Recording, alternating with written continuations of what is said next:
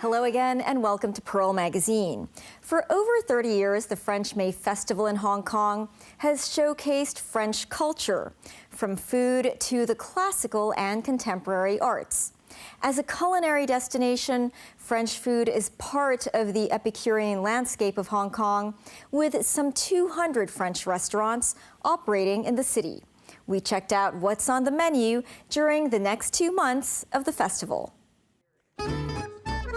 Michelin-starred chef Nicolas Bouton is this year's French gourmet ambassador.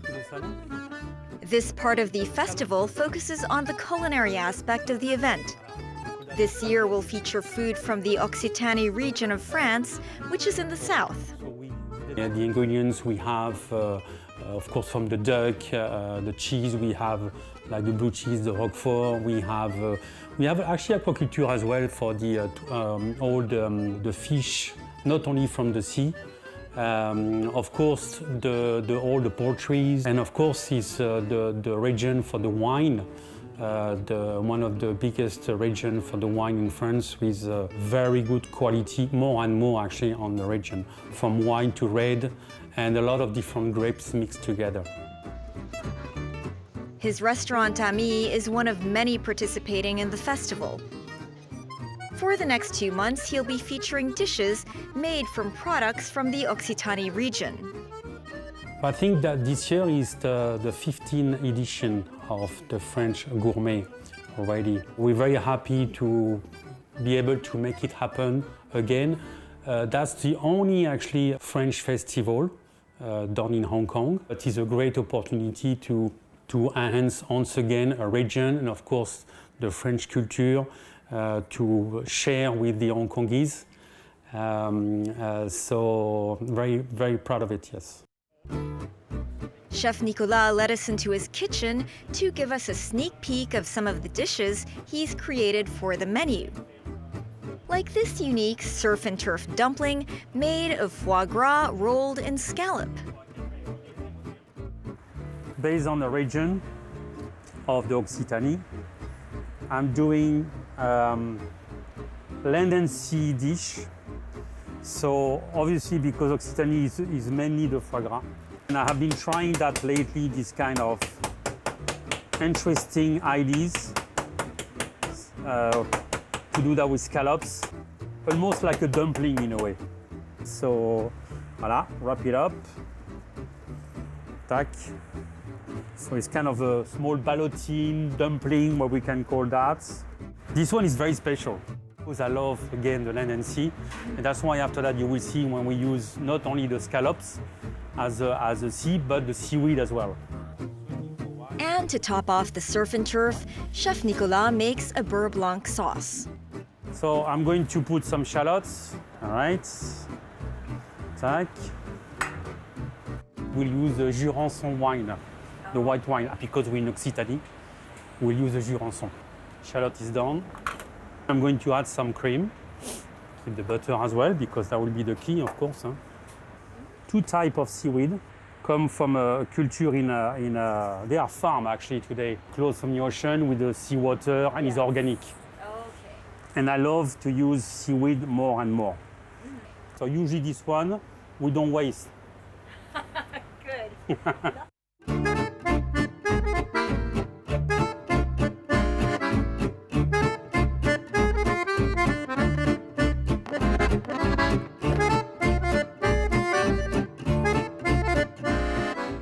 Another dish he's created for the festival is this duck.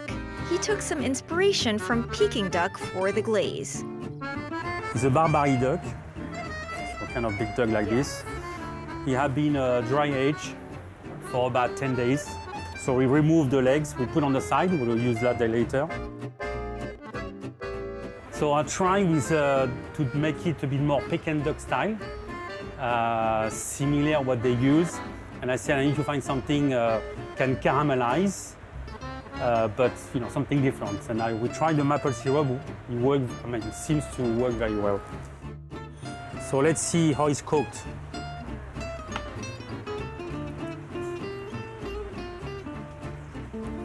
Texture look good. And the duck legs have been like stuffed, so remove the bone, do the ground meat, mix with the black porcini, saute a bit of shallots and some the Agen prunes inside. And these dishes are going to be featured on the menu for the French May event. Yes, you're the first one to see them. And even the breasts. It's really good. It's better than so afternoon good. tea, no? Yeah, it is. Much better. Oh my gosh. Wow. I can feel its tenderness. It's delicious. Agree. There are roughly 200 French restaurants in Hong Kong, contributing to Hong Kong's reputation as a culinary destination. French culture is really, I think, an important aspect which can contribute to the vibrancy of Hong Kong as a culture capital, and it certainly can attract more visitors. We have something like 15 Michelin star chefs here in Hong Kong. They can contribute to the reputation of Hong Kong as a capital for gastronomy and attract visitors also to the local restaurants and the nightlife. French Consul General Christille Droul says the event now stretches out over several months, and not just May, but more of a semester. French May will have this year 100 programs with 100 French artists participating. It has a vast array of programs ranging from music, dance, theatre, cinema, but also circus and gastronomy. It really contributes to the vibrancy of Hong Kong as a cultural hub.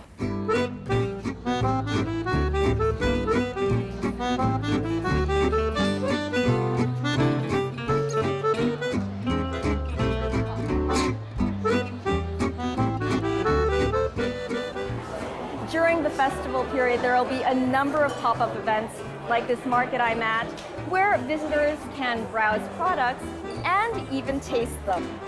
And I am going to taste this saucisson.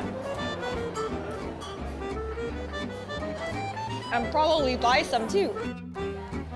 Vendors such as this one, the first French gourmet shop to set up back in 1989, offer a taste of France.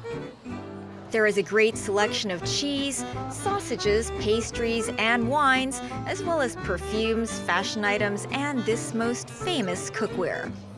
The festival will run through the end of June, so people will have enough time to have a taste of France in the city, like these visitors from the mainland. Okay, so were you excited to try out some French cuisine and see some French products today? Of course, yeah. A lot, very interesting, especially the wine and some of the, what we call it, the goose liver. Tastes good. She shopped some perfume and some jams. Most of them be interesting on some juice or some wine.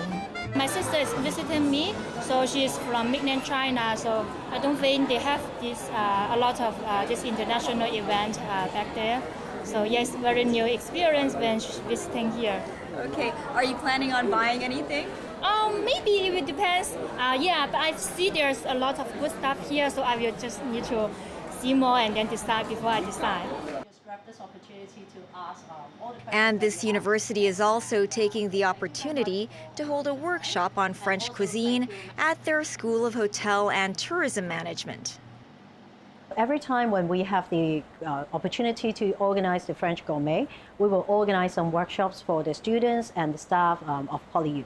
Whenever we have some slots in the kitchen, we do want to show them so that they are equipped with more culinary knowledge. The modern Western cuisine is derived from the French chef, the revolutionary Escoffier. So he is the one who organized the modern kitchen organization, and also he codified all the recipes. So that is a big impact and influence to the kitchen management for most of the Western cuisine. So that's why, for us, when we teach the basics to our students, so we will introduce all these principles and all the mother sauces. The French culinary It's the basic that we will introduce at the very beginning. And the students enjoy the workshops as well, particularly this one where they made a classic quiche. Oh, I really liked it, and I'm glad that we could take part of it, because usually, not usually, but sometimes chefs just show it, but do not interact with students. But today we had a chance to cook together with the chef. It was very good. It was a very cool opportunity for us. So many techniques and terminology that we need to learn are always in French.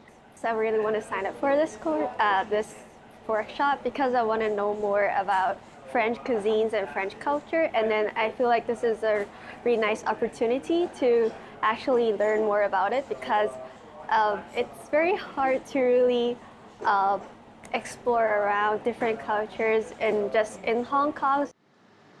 Professor Samantha Tam says enrollment at the school is steady, and that events like this are what make living, working, and studying in Hong Kong attractive. I think like Hong Kong is famous for tourism, so it is an important industry for Hong Kong. So although it is a very packed place, but then it's very vibrant. So and with a mix of different cultures. So I guess like for the students, it's not only to study at a very good school, but then it's the environment that they are in that they can experience more. For the next 2 months, Hong Kong will continue to celebrate its relationship with France, which dates back to the 1850s and which is part of the city's East meets West culture. When we come back, support and care for ethnic minority families. Stay with us.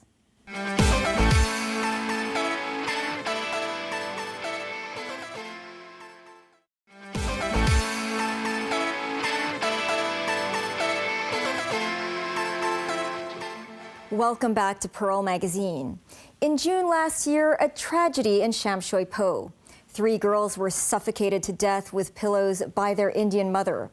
It was suspected that family problems were involved, revealing the lack of support for ethnic minorities in Hong Kong. Later, authorities announced that 2 more support service centers for ethnic minorities would be opened this year. But can these centers and the care teams really help ethnic minorities solve family problems?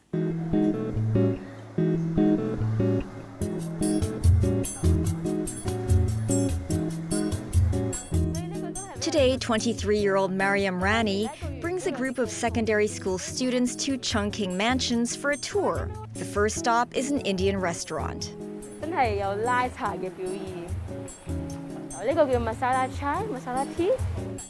Mariam was born in Pakistan and has been living in Hong Kong since she was 4 years old. She hopes to lead the tour in person so students can get to know more about ethnic minorities.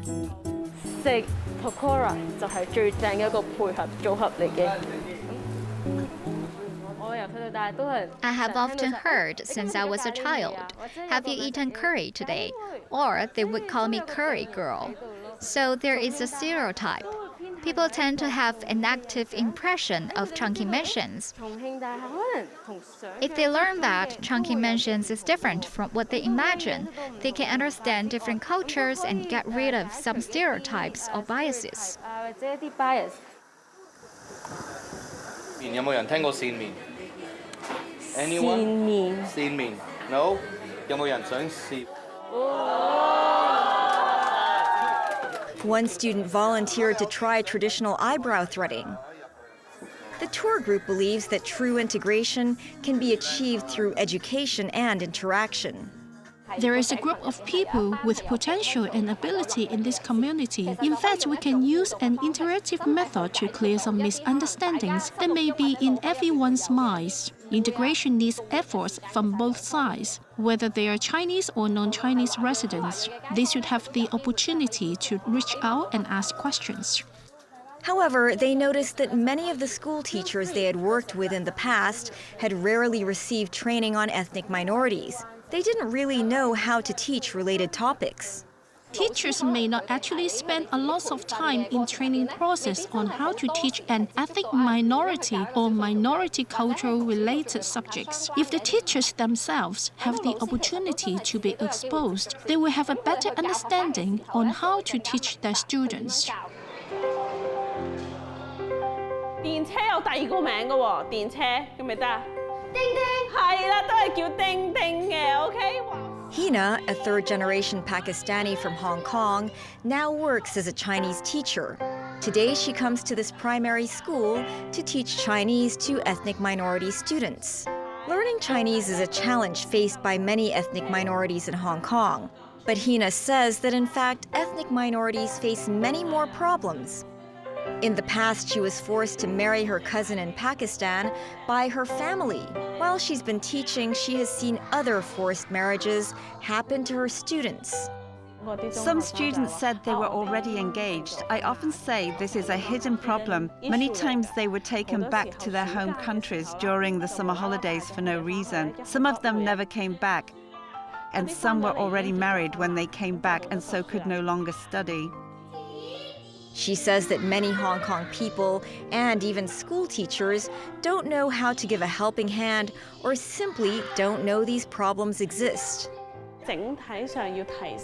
Overall, we need to raise the awareness of teachers on this issue. I find that many teachers don't know what organizations, phone numbers, or methods can support this group of girls. Many teachers are afraid that it is a religious issue or it may be very sensitive, so they won't even discuss the issue. This support service center for ethnic minorities in Kwai Ching provides after-school homework tutoring classes for ethnic minority children every week. At present, the government has approved funding for NGOs and opened 8 centers to provide tutoring classes and referral services for ethnic minorities. Last year, the authorities announced that 2 more centers would be opened this year. And each of these centers was asked to set up a care team for ethnic minorities and start services in July. It is mainly composed of members from ethnic minorities, so they have a better understanding of their needs. It is to disseminate some important government information. When ethnic minorities encounter difficulties in life, it's likely they don't have this information. So when there's a care team, they can deliver this information and make it easier for them to integrate into society. The center currently serves ethnic minorities in Kwai Ching and Sha Tin districts, and it also conducts home visits on a regular basis. So what is the difference in the services of the ethnic minority care team? The center's services are waiting for them to come in, but the ethnic minority care team will go a little deeper and go to their homes to visit, chat, and explore their needs. When the care teams encounter difficulties, they can come to us. When there is an emergency or disaster, our care team can provide some support to ethnic minorities. Shahab Khan is currently studying at the University of Hong Kong. Today, he takes the care team to visit Pakistani families in the Eastern District. During the process, he helps communicate with residents and then translates to other team members.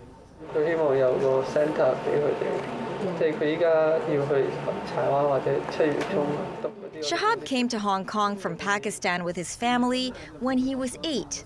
He says that he joined the district care team because of his own personal experience. At that time, I didn't understand English or Chinese, and I was a little sad, because I felt that in the society, I couldn't find anyone to help me or no one would help me. Maybe there were people who were willing to help, but we didn't know how to find them. He says that if the district care team has members from ethnic minorities, it will be easier for the ethnic minorities to communicate with local people and even ask for help. We ethnic minorities usually don't know what institutions or organizations can help us. If they have their own people, they will be willing to speak out. Otherwise, they may be shy or may find it hard to communicate. In the end, they won't say anything. Currently, the Eastern District has the third largest ethnic minority area in Hong Kong. All the families visited by the care team today were discovered by members of the team.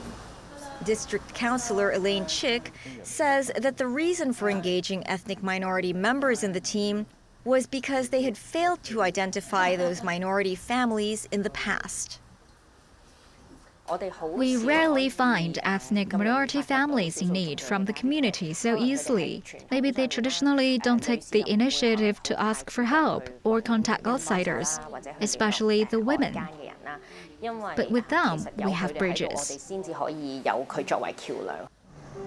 In addition to the centers and care teams of the Home Affairs Department, the Social Welfare Department also established 3 outreach teams in 2020, with each team serving an average of 100,000 ethnic minorities. However, John Tse, who has always been concerned about the rights of ethnic minorities, believes that the current policy still lacks overall planning and organizing. Unfortunately, there is no comprehensive strategy now. Now we just treat the symptoms but not the disease. We can see that there is surface. It cannot be said that it is not there. And it is unfair to say that. But is there good coordination between departments? Do people from ethnic minority groups communicate with the government in a systematic way? No. The 2018 policy address set aside $500 million to support ethnic minorities. At that time, the Legislative Council Committee on the Rights of Ethnic Minorities made recommendations on different policies. But in the end, most of them were not implemented. In particular, there are very few social workers for ethnic minorities in Hong Kong. Only about 20 of them now. I believe more efforts must be made here. In fact, inclusion is a slogan in Hong Kong. There are some policies implemented but not comprehensive. It may require something very substantial to make ethnic minorities feel that they can get integrated in Hong Kong. That's our show for this week. Join us on Pearl Magazine, same time next week. Bye for now.